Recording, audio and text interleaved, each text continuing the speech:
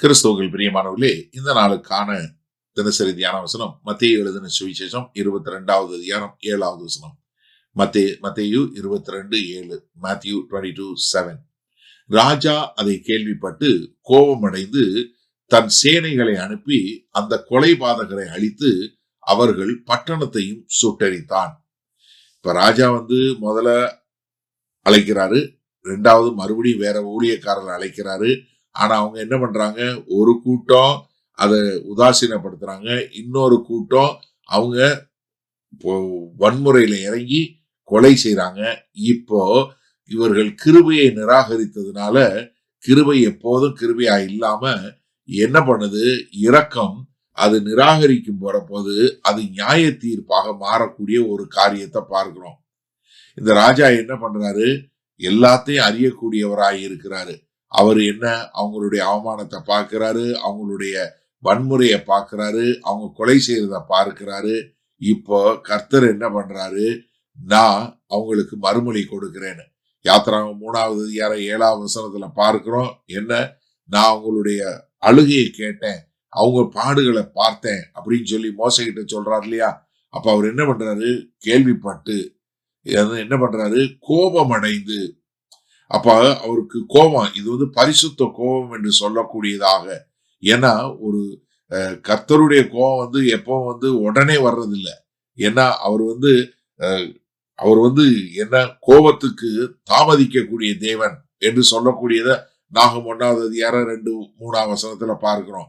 அதனால என்ன பண்றாரு, தன் சேனைகளை அனுப்பி, ஏன்னா இப்ப என்ன பண்றாருன்னா, ராஜா என்ன பண்றாரு, தன்னுடைய சேனைகள் என்று சொல்லக்கூடியதாக தேவதூதர்களை அனுப்பி செய்யக்கூடிய ஒரு காரியத்தை பார்க்கிறோம். ஏன்னா கர்த்தருடைய கோபம் என்று சொல்லக்கூடியதாக என்ன பண்றாரு, அந்த கொலை பாதகரை, ஏன்னா அவங்க என்ன செஞ்சாங்க, கொலை செஞ்சாங்க. அப்போ ஆண்டவர் என்ன பண்றாரு, நீ செய்த கொலைக்கு என்ன அதற்கான தண்டனையை நீ அனுபவிக்கணும். ஏன்னா நியாய தீர்ப்பு நீங்க என்ன செய்தீங்களோ அதே அளவுக்கு தான் உங்களுக்கு நியாய தீர்ப்பு பண்ண முடியும்.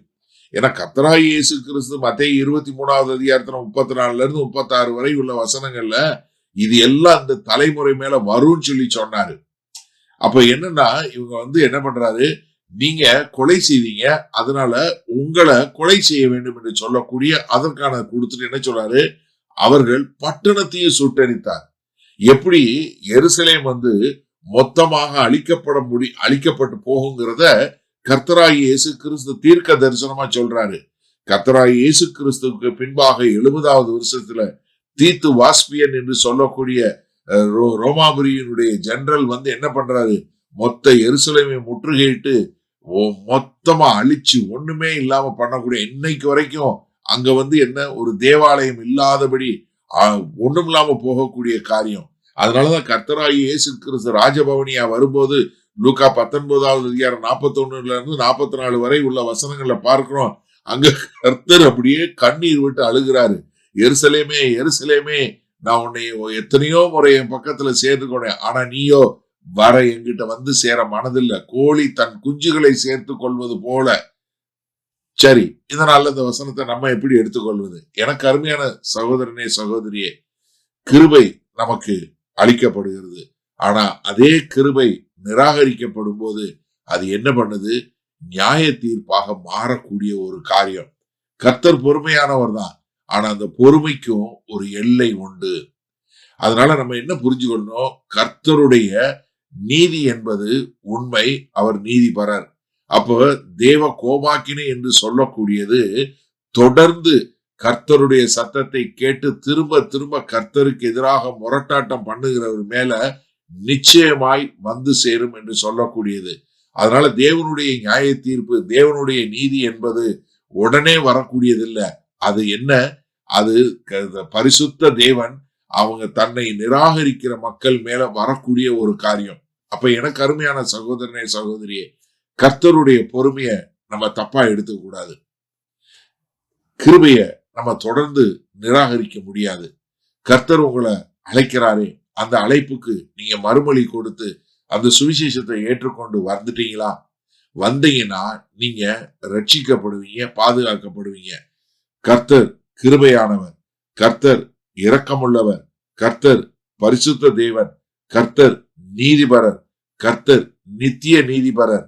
அவர் பொறுமையான தேவன். ஆனா அந்த பொறுமைய நீங்க சோதிக்க கூடியதா எப்பவுமே இருக்கும் என்று எண்ண முடியாது.